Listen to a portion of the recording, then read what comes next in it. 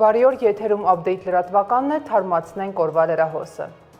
Կոռուպցիոն սխեմաներ, թալան, բռնագանձումներ, ԱԺ-ում շարունակվել է գլխավոր դատախազի տարեկան զեկույցի քննարկումը։ Աննա Վարդապետյանը պատասխանել է նախորդ նիստին հնչեցված մի քանի հարցի, նոր մանրամասներ հայտնել Ռոբերտ Քոչարյանի ընտանիքին պատկանող ապօրինի ծագում ունեցող գույքի գործով, նաև տեղեկացրել, որ հայցը հրապարակային դատաքննության փուլում է։ Հայցը գտնվում է դատարանում, հրապարակային դատաքննության փուլում։ Այսպես, պատասխանողներ Ռոբերտ եւ Բելլա Քոչարյաններից, Սեթրակ Քոչարյանից եւ Զարուհի Բադալյանից, Լևոն եւ Սիրանուշ Քոչարյաններից, Գանե Քոչարյանից եւ Վիգեն Չատինյանից, Հօգուտ Հայաստանի Հանրապետության դատախազությունը ապօրինի ծագում ունեցող գույքի բռնագանձման հայցով պահանջում է բռնագանձել 22 անշարժ գույք, 2 գույքի գնման իրավունք, ավելի քան $3 միլիոն, 985 միլիոն դրամ արժեքով ձեռք բերված պարտատոմսեր, ավելի քան $1.4 միլիոն չափով ավանդ, 15 իրավաբանական անձում մասնակցություն, իրավաբանական անձանցից են Nairi Insurance, Toyota Երևան ընկերությունը, Target Group-ը եւ մի շարք այլ ընկերություններ, ավելի քան $4 միլիոն,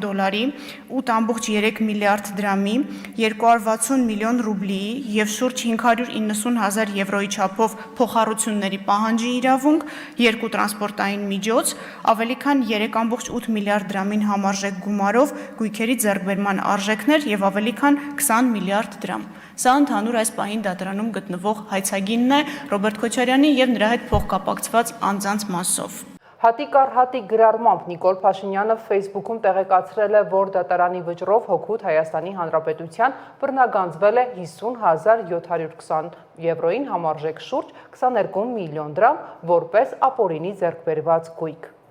2024 թվականին քրեական վարույթների թիվն աճել է 23,114-ով կամ 12.5%-ով։ Վիճակագրությունը ԱԺ-ում ներկայացրել է քննչական կոմիտեի նախագահը։ Արթուր Պողոսյանը նաև պատասխանել է հարցին, թե ինչու 4.5 տարի անց դեռ բացահայտված չէ Արարատ Միրզոյանի նկատմամբ մահափորձի գործը։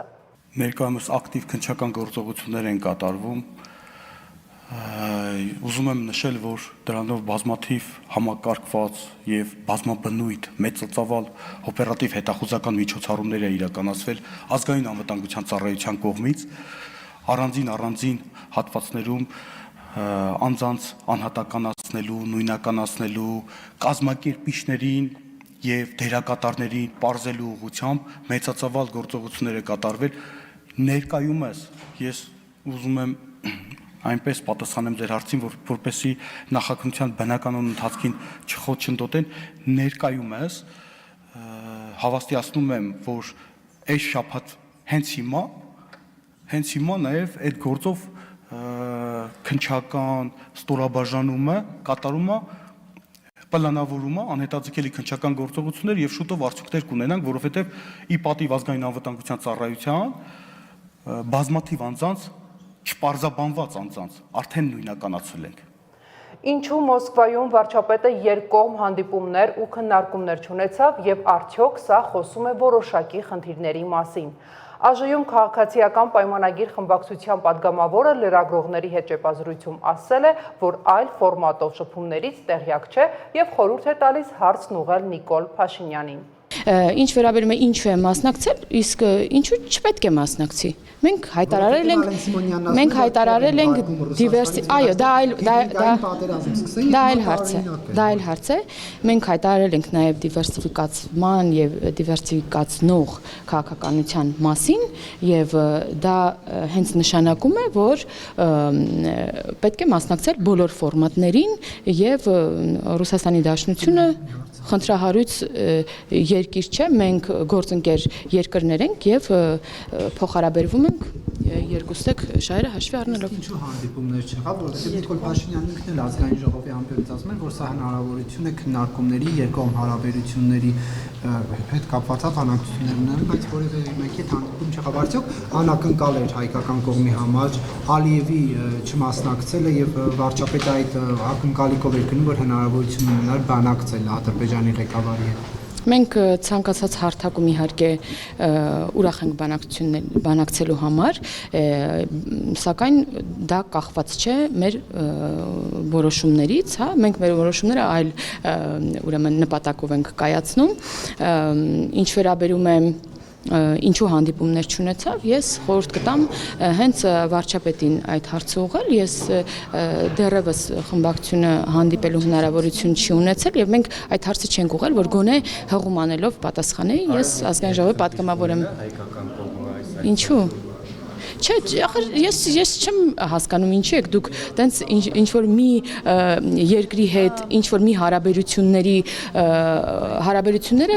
անպայման հակակշռում մյուս երկրի շահերի հետ։ Չեմ կարող գնահատական տալ, որովհետև կարող է պաշտոնական երկում հանդիպում չի եղել, բայց այլ շփումներ են եղել, հեչ պարտադիր չի դրոշները դնել նստել, որպեսզի ինչ որ խոսակցություն ունենալ, հնարավոր է այլ ֆորմատներում խոսակցություն եւ ես դες ասեմ ավելին, երբեմն կարող ես օրինակ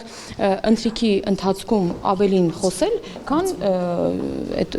տեսախցիկների առաջ այդ բանակցությունների ընթացքում այնպես որ այդպես չէ էլի դիվանագիտությունը որ անպայման պետք է պաշտոնական հանդիպումը դրված լինի որ կարողանաս ինչ որ խոսակցություններ ունենալ իսկ պաշտոնականից զատ այլ հանդիպումների կամ շփումների մասին ես ասացի որ տեղեկացված չեմ ԱԺ քաղաքացիական պայմանագիր խմբակցության պատգամավոր Հայկ Սարգսյանը պարտադիր զինվորական ծառայությունից խուսափելու երևույթի դեմ պայքարի համար նոր նախաձեռնություն ունի։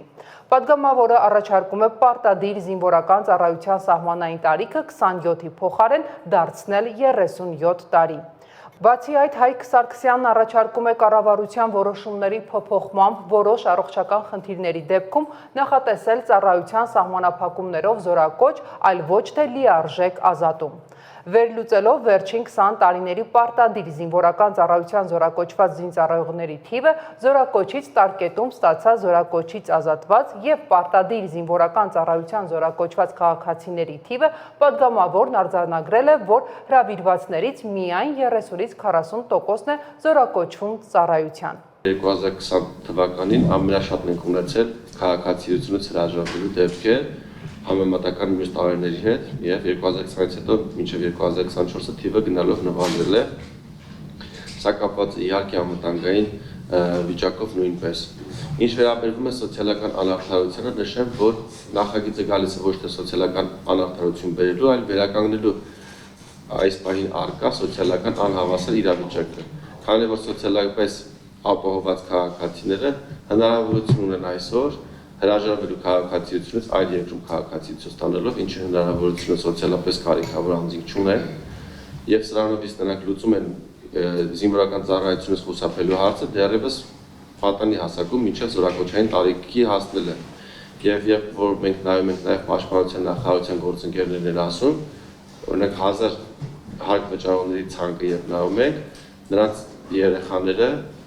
մեծամասամբ չեն անցնում այս մեր զորակոչով, այսինքն իրենք անգամ հաշվառման չեն անցնում, քանի որ իրենց հարցը լուծել է մեծամասամբ նրանք Հայաստանի Հանրապետության քաղաքացիներ չեն։ Երբ մենք բարձր տուրք ենք սահմանում քաղաքացիությունից հրաժարվելու համար, սրանով կանխարգելում ենք այդ խնդիրը, կամ անգամ եթե քաղաքացին հրաժարվի, այդ գումարը երկու զինծառայողի բարձր 2 տարվա աշխատավարձի չափով գումար է, ինչը կարող ենք մենք ուղղել մեր մյուս քաղաքացիներին, որպեսզի ծառայեն եւ ստանան բարձր աշխատավարձ։ Նաև ուղենք մեր մյուս շարքային կազմի ժամկետային զինծառայողներին, որպեսզի նրանք ոչ թե ամսեկան ստանան 3400 դրամ դրամական ապահովում, այլ մի քանի անգամ ավելի բարձր։ Հասարակական քաղաքական գործիչ Էդգար Ղազարյանը քաղաքացիների ընդունելության շրջանակում ԱԺ-ում էր քննարկելու վարչապետին անվստահություն հայտնելու գործընթացը։ Վարչապետի թեկնածու առաջադրելու տրամադրություն չունեն, դա պատգամավորների գործն է։ Նա նշել է, որ այսօրվա եւ առաջիկա հանդիպումների մասին տեղեկացել է ԱԺ կայքից, որտեղ տեղեկություն է հրապարակված, որ ԱԺ-ում փոխնախագահներ Ռուբեն Ռուբինյանը եւ Հակոբ Արշակյանը, ինչպես նաեւ հանձնաժողովները ընդունելություն են կազմակերպում քաղաքացիների համար։ Նա էլ որպես քաղաքացի գրանցվել եւ եկել է նրանց հետ հանդիպման։ Լրագրողների հետ զրույցում Ղազարյանը նաեւ անդրադարձել է մեկնաբանություններին, թե գործընթացն անլուրջ է, նախադրյալներ չկան եւ արդյոք Ռոբերտ Քոչարյանին դիմել է այդ հարցով։ Գիտեք ինչ, այդ ընթացքում տարբեր մարդիկ տարբեր բաներ են ասում, բոլորին կարծում եմ պետք չի տրվել այդ մեկնաբանություններին ամեն ինչին արդեն մանավանդ որ այդ մեկնաբանությունները իրենք են տեղով անլուրջ։ Ես ուզում եմ հասկանամ, եթե մի բան վերաբերում է падգամավորի իր պարտականությունների կատարման սահմանադրական կարգավորում է, դրա անլուրջը ո՞րն է։ Ոնց կարա դա համարվի ասում են, որ այս պահին նախադրյալներ չկա։ Դե որ պահին կա 2022 թվականի օգոստոսի 2-ից իրենք դա անելու իրավունք ունեին 2022-ից մինչև հիմա որ չեն արել ոչ մի անգամ դրա նախադրյալները չի եղել այն որովհետև այն նախադրյալները որ իրենք վկայակոչում են դրանք բազմիցս եղել են ասում են փողոցում լինի անհրաժեշտ թվով մարդ 2022 թվականի սեպտեմբերին հլիշեք ինչքան մարդ էր հավաքված ստե Ռոբերտ Քոչարյանը ձեզ ուղիղ ասել է որ իմպիչմենտին իրանց դաշինքը չի միանալու Ռոբերտ Քոչյանը դա չէր կարող ասել որովհետև Ռոբերտ Քոչյանը ազգային ժողովի падգամավոր չի մենք Ռոբերտ Քոչյանին այդ հարցով չենք դիմել մենք այդ հարցով դիմել ենք միայն ազգային ժողովի падգամավորին Ռոբերտ Քոչարյանը դաշինքի ղեկավար չի Հայաստան դաշինք գոյություն չունի ընտրություններից հետո գոյություն ունի Հայաստան խմբակցություն որի ղեկավարը ոչ թե Ռոբերտ Քոչյանն այլ Սեյրան Օհանյանը Վարչապետն աշխատանքային հանդիպում է ունեցել էկոնոմիկայի նախարար Գևորգ Պապոյանի հետ։ Այս մասին Նիկոլ Փաշինյանը գրել է սոցցանցի էջում եւ կից տեսանյութ հրապարակել։ Արտաքին գործերի նախարարն ընդունել է Հայաստանում Չինաստանի նորանշանակ դեսպանին։ Արարատ Միրզոյանն ու Լի Սինվեյը քննարկել են հայ-չինական գործունեության ընդլայնման ուղղված քայլերն ու առաջիկա ծրագրերը, մտքեր փոխանակել նաև միջազգային եւ տարածաշրջանային զարգացումների վերաբերյալ։ Ընդգծվել են ներկա անորոշություններով, բայց հնարավորություններով լի ժամանակաշրջանում փոխշահավետ գործընկերակցության զարգացման կարևորությունը։ Քննարկել են նաև տարածաշրջանային հաղորդակցությունների ցանցի զարգացման առնչվող հարցեր, այս համատեքստում նշվել է խաղաղության խաչմերուկ ծրագրի նկատմամբ ձևավորված հետաքրքրությունը։ Շնորհավորում եմ ձեզ այս նշանակման կապակցությամբ։ 您好，大使先生，祝贺您被任命为中国驻亚美尼亚大使。 Հայաստանը եւ Չինաստանը այժմ գտնվում են հարաբերությունների էական զարգացման փուլում եւ կարծում եմ շատ լավ հնարավորություն է ձեզ համար այս փուլում ներգրավել մեր հարաբերությունների զարգացմանը եւ վստահ եմ որ ձեր անձնական եռանդով եւ ներդրմամբ կնպաստեք այդ գործին Կրծքագեղձի քաղցկեղի վաղ հայտաբերման սկրինինգային ծրագրով 2024-ին պետպատվերով 3900-ից ավելի մամոգրաֆիկ հետազոտություն է անցկացվել։ Հատկապես ծննդաբերությունից հետո կանանց խորհուրդ է տրվում տարին գոնե մեկ անգամ անցնել սոնոգրաֆիկ հետազոտություն։ Արդեն ստացիոնար կայաններ են հիմնվում նաև մարզերում։ Առաջինը Վանաձորի բժշկական կենտրոնում է։ Խոցելի խմբերի պատշաճ հետազոտությունների համար կառավարությունը պատրաստ է համագործակցել պետական ու մասնավոր բուժհիմնարկների հետ։ Մարզային բժշկական կենտրոններում ստացիոնար առաջին մամոգրաֆիկ կայանը Վանաձորում է։ Ապրիլի սկզբից է սկրինինգային այս հետազոտությունը հասանելի դարձել լոռեցիների համար։ Առայժմ միայն բարվորակ գոյացություններ ենք հայտնաբերել, դեռ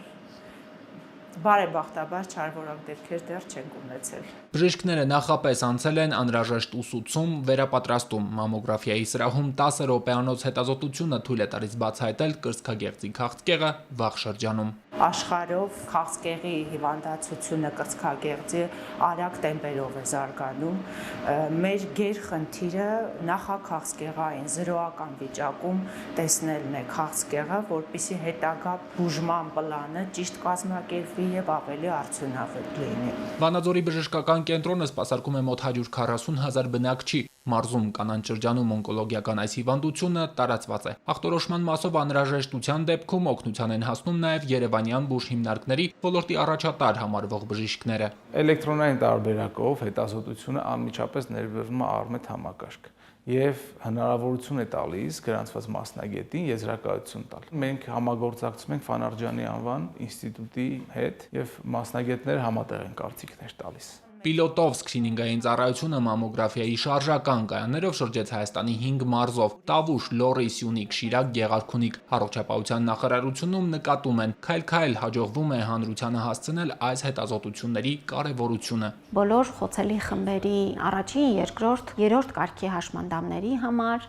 զինծառայողների ընտանիքի անդամների համար, սոցփաթեթի շահառուների համար այլևս Հայաստանում գործում է կրծքագեղձի մամոգրաֆիկ սկրինինգային ծրագիրը։ Մեզ համար շատ կարևոր էր, որ թիրախային մենք կարողանանք կանխարգելիչ բուժօգնությունը հասանելի դարձնենք մեր քաղաքացիներին։ Չարորակ նորագոյացությունների վիրահատական բուժումը եւս պետպատվերով է։ Պետությունը իրականացնում է բժշկական գործիքների ձեռքբերման աջակցության լիզինգի ծրագիրը, ինչի շնորհիվ մարզային բժշկական կենտրոններն ու մասնավոր կլինիկաները հնարավորություն ունեն մատչելի պայմաններով համալրելու ենթակառուցվածքները։ Կապիտալ ֆինանսավորմամբ նույնպես կառավարությունը պատրաստ է ներդրումների ծառայությունների հասանելիության համար։ Պետությունը հայտարարում է, որ գնում է այս ծառայությունները, այսինքն բացում է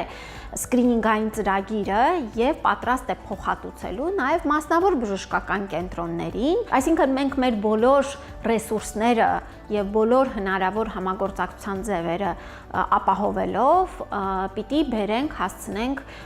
հասանելիությունը բավարար մակարդակի։ Կրծքագեղձի քաղցկեղի վաղ հայտնաբերման սկրինինգային ծրագրի շրջանակներում միայն 2024 թվականի ընթացքում իրականացվել է 3902 մամոգրաֆիկ անվճար սկրինինգային հետազոտություն, հատկացումը գերազանցել է 26 միլիոն դրամը։ Մամոգրաֆիկ հետազոտությունների ծառայության ապակենտրոնացումը եւս մեկ քայլ է առողջության համապարփակ ապահովագրության ներդրման գործընթացում։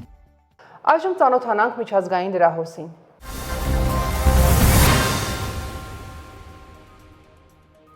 ԱՄՆ պետքարտուղար Մարկո Ռուբիոն մայիսի 14-ից 16-ը կայցելի Թուրքիա։ Նույն օրերին Ռուսաստանի Դաշնության ղեկավարությունը Կիևին առաջարկել է բանակցություններ վարել Ստամբուլում։ Պետքարտուղար Ռուբիոն մայիսի 14-ից 16-ը կմեկնի Անտալիա մասնակցելու ՆԱՏՕ-ի ոչ պաշտոնական նախարարական հանդիպմանը, քննարկելու դաշինքի անվտանգության առաջնահերթությունները, ասված է Պետդեպարտամենտի հաղորդագրությունում։ Ուկրաինական կարգավորումը գերատեսչությունում անվանել են առաջիկա հանդիպման թեմաներից մեկը։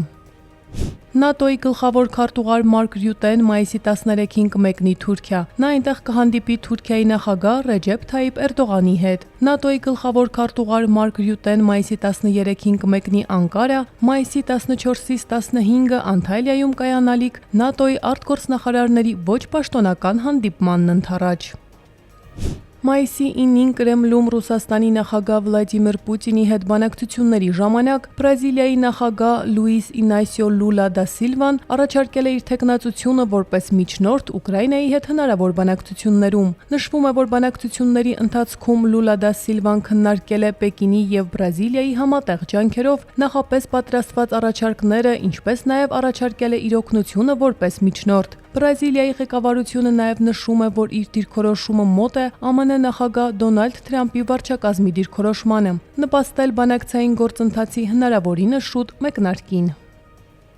Կրակովում Ռուսաստանի Դաշնության գլխավոր հյուպատոսությունը պետք է 30 օրից ավարտի իր աշխատանքը, իսկ դիվանագետները պետք է հեռանան երկրից։ Այս մասին հայտարարել է Լեհաստանի արտաքին գործերի նախարարի տեղակալը։ Գերատեսչության ներկայացուցիչը կոնկրետ ժամկետ չի նշել։ Վարշավան նման քայլի է դիմել Ռուսաստանի կողմից սաբոտաժի գործողությունների պատճառով։ Լեհաստանի արտգործնախարար Ռադեկ Սիկորսկին մայիսի 12-ին հայտարարել է, որ Կրակովում Ռուսաստանի հյուպատոսությունը փակվում է, քանի որ ըստ հետաքննության տվյալների Մոսկվան պատասխանատու է 1 տարի առաջ Վարշավայի առևտրի կենտրոններից մեկում բռնկված հրդեհի համար։ Հյուպատոսության փակման մասին հաղորդվել է հրդեհից ուղիղ 1 տարի անց։ Վարշավայի հյուսիսում գտնվող առևտրի կենտրոնում, որտեղ գտնվում էր շուրջ 1400 խանութ, խոշոր հրդեհը բռնկվել է 2024 թվականի մայիսի 12-ին։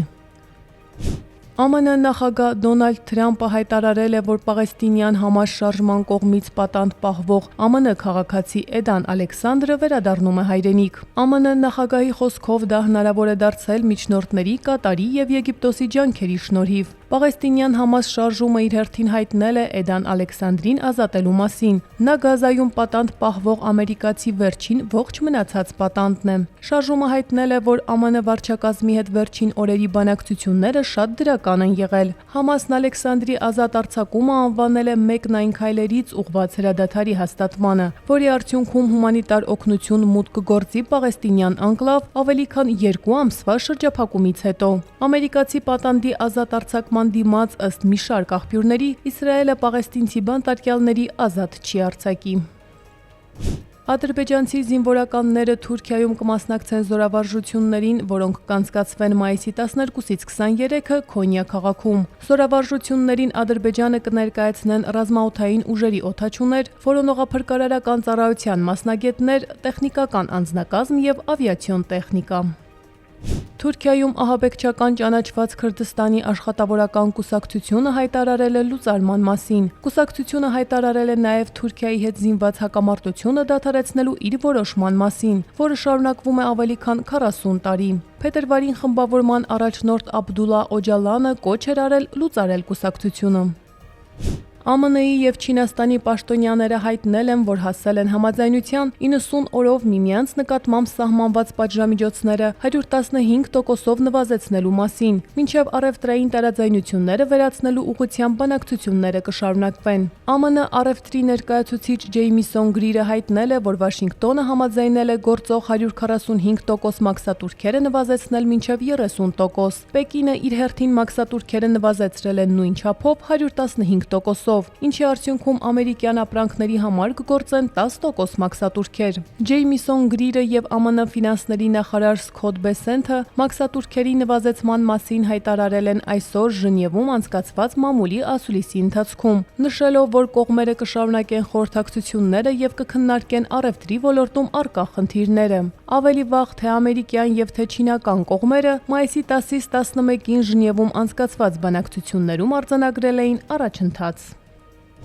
Հնդկաստանի եւ Պակիստանի ռազմական գերատեսչությունների պաշտոնյաները մայիսի 12-ին կքննարկեն հետագա քայլերը երկու միջուկային պետությունների միջև տեղի ունեցած բախումներից հետո։ Այս մասին հայտնում են Հնդկաստանի իշխանությունները։ Միևնույն ժամանակ նշվում է, որ հրադադարը պահպանվում է, գիշերը պայթյուններ կամ գնդակոծություններ չեն եղել, չնայած ավելի վաղ հրադադարի ռեժիմի որոշ խախտումներ էին գրանցվել։ Ըստ հնդկական բանակի վերջին օրերին սահմանամերձ շրջաններում բախումներից հետո մայիսի 11-ին առաջին խաղաղ օրն է եղել, չնայած որոշ դպրոցներ դեռ փակ են մնում։ 4 օր տևած ինտենսիվ մարտերից հետո մայիսի 10-ին ԱՄՆ-ի միջնորդությամբ ձեռք բերված հրադադարի մասին հայտարարել էր նախագահ Դոնալդ Թրամփը։ Հնդկաստանի պաշտպանության նախարարության տեղեկացմամբ մայիսի 7-ից պակիստանյան կողմի գնդակոծությունից զոհվել է 16 քաղաքացիական անձ, այդ թվում նաև երեխաներ։ Պակիստանում հնդկական հարվածների հետևանքով զոհվել է 31 խաղաղ բնակիչ։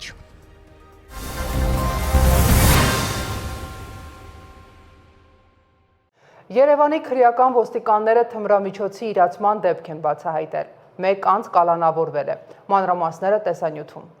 Քրեական ոստիկանության Երևան քաղաքի վարչության թմրամիջոցների անօրինական շրջանառության դեմ պայքարի բաժնի ծառայողները օպերատիվ տեղեկություն էին ստացել, որ Մայրաքաղաքի Անդրանիկի փողոցի մի բնակիչ ձեռք է բերում, պահում եւ օգտագործում է թմրամիջոց։ Քրեական ոստիկանները Մուրացանի փողոցում 51-ամյա տղամարդուն հայտնաբերել, ձերբակալել եւ տեղափոխել են վարչություն։ Անձնական խուզարկությամբ նրա մոտ հայտնաբերվել են մարիխուանա տեսակի թմրամիջոցի նմանվող 8 գրամից ավելի զանգված եւ գաղտնի փականով ծալովի դանակ։ Կազմված փաստաթղթերը ներկայացվել են նախաքննական մարմին։ Նախաձեռնվել է քրեական վարույթ։ Ձեռնարկված օպերատիվ հետախուզական միջոցառումների արդյունքում պարզվել է, որ թմրամիջոցն իրացրել է Երևանի բնակիչ 40-ամյա տղամարդը։ Քրեական վարույթի շրջանակում կատարված խուզարկությամբ նրա բնակարանում հայտնաբերվել են մարիխուանա, շոկո, կոկային եւ մեթամֆետամին տեսակի թմրամիջոցների նմանվող ընդհանուր 34 գրամից ավելի զանգվածներ։ 40-ամյա տղամարդը կալանավորվել է։ Հանգամանքները պարզվում են։ Ծանուցում ենթադրյալ հանցանքի մեջ կասկածվողը կամ մեղադրվողը համարվում է անմեղ, քանի դեռ նրա մեղավորությունը ապացուցված չէ Հայաստանի Հանրապետության քրեական դատավարության օրենսգրքով սահմանված կարգով, դատարանի օրինական ուժի մեջ մտած դատավճռով։ Ոստիկանությունն ամփոփել է նախորդ շաբաթվա ծառայության արդյունքը։ Հայտնաբերվել է 410 ոչ սթափ վարորդ։ Մայիսի 5-ից 12-ը Մայրաքաղաքում իրականացված ծառայության ընթացքում Երևանի պարեկները հայտնաբերել են ճանապարհային երթևեկության կանոնների 4983 խախտում, պահպանվող հատուկ տարածք է տեղափոխվել 209 ավտոմեքենա, մասնավորապես հայտնաբերվել է ոչ ստապ վիճակում մեքենա վարող 179, առանց վարորդական իրավունքի վկայականի 336, կեղծ վարորդական իրավունքի վկայականով երթևեկող 1 անձ, հայտնաբերվել է հաշվառման համարնիշի հետ կապված 50, չամրակապված վարելու 961, առանց մանկական նստատեղի քարսիթի 10, վարելու ընթացքում ծխելու 407, վարելիս հեռախոսից օգտվելու 244, հետիոտնի որ սահմանված վայրով անցնելու 40 եւ 1814 այլ իրավախախտում, 173 մեքենա շահագործվել է առանց ապա պայմանագրի, 420-ը տեխնիկական զննություն չանցած, 80-ը լուսարձակների անսարքությամբ, 71-ը թաղանթապատված դիմապակիով եւ կողային ապակիներով, բացի այդ տարբեր կասկածանքներով ձերբակալվելու համայնքային ոստիկանության բաժիններ է տարվել 60 անձ։ Նույն ժամանակահատվածում մարզերում պարեկները հայտնաբերել են ճանապարհային երթևեկության կանոնների 15155 խախտում, պահպանվող հատուկ տարածքներ տեղափոխելով 248 տրանսպորտային միջոց։ Հայտնաբերվել է ոչ սավ վիճակում մեքենա վարող 231, առանց վարորդական իրավունքի վկայականի 662, կեղծ վարորդական իրավունքի վկայականով երթևեկող 1 անձ։ Հայտնաբերվել է նաև հաշվառման համարնիշի հետ կապված 74, չամրակապված վարելու 3739, առանց մանկական նստատեղի քարսիթի 209, վարելու ընթացքում ծխելու 426, վարելիս հեռախոսից օգտվելու 577, հետիոտնին որ սահմանված վայրով անցնելու 57, արագության գերազանցման 2242 եւ 4341 այլ իրավախախտում, 478 ավտոմեքենա շահագործվել է առանց ԱՊԱ պայմանագրի, 1646-ը տեխնիկական զննություն չանցած, 359 լուսարձակների անսարքությամբ, այդ թվում 20 բեռնատար, 151-ը թաղանթապատված դիմապակեով եւ կողային ապակիներով։ Բացի այդ, տարբեր կասկածանքով ձերբակալվելու համայնքային ոստիկանության տարածքային բաժիններ է տարվել 55 անձ։ Վաղ առավոտից նույն ինտենսիվությամբ սկսվել են Մարմարիկում մայիսի 4-ից անհետ կորած համարվող 2 տարեկան երեխայի որոնողական աշխատանքները։ Ներքին գործերի նախարարությունից տեղեկացնում են, որ որոնողական աշխատանքներում ներգրավված են մեծաթիվ ուժեր, փրկարար ծառայությունից մինչև ոստիկանություն։ Անդրադառնալով երեխայի պապիկին հեռախոսահամարին ստացած զանգին, երբ երեխայի լացի ձայնն են միացրելու անջատել, ներքին գործերի նախարարության մամուլի քարտուղարը նշել է, որ ճշտվել է ահազանգողի ինքնությունը։ Երեխայի կորելու դեպքի հետ զանգը որևէ առնչություն չունի։ Նախորդային քամու հետևանքով գրանցվել է արտակարգ 57 դեպք, Երևանում 44, Արմավիրում 1 դեպք, Արագածոտնի մարզում 2, Լոռու մարզում 4, Տավուշի մարզում 2, Կոտայքի մարզում 3, Արարատի մարզում 1 դեպք։ Ներքին գործերի նախարարությունն ահազանգեր է ստացել, որ քամու հետևանքով Երևանում, Աբովյանում, Վանաձորում, Դիլիջանում, Իջևանում, Արագածոտնի մարզի Ջամշլու, Կոտայքի մարզի Աղավնաձոր, Փյունիկ, Արմավիրի մարզի Մրգաստան գյուղերում վնասվել են տանիքի թիթեղներ, անձրևատար խողովակներ, տապալվել են ծառեր։ Բոլոր ահազանգերին փրկարարներն արձագանքել են ցուցաբերելով համապատասխան օգնություն։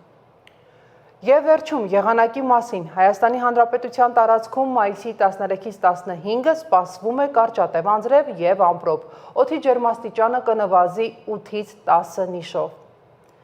Այսօր այսքանն էր, հետևեք Update լրատվականին։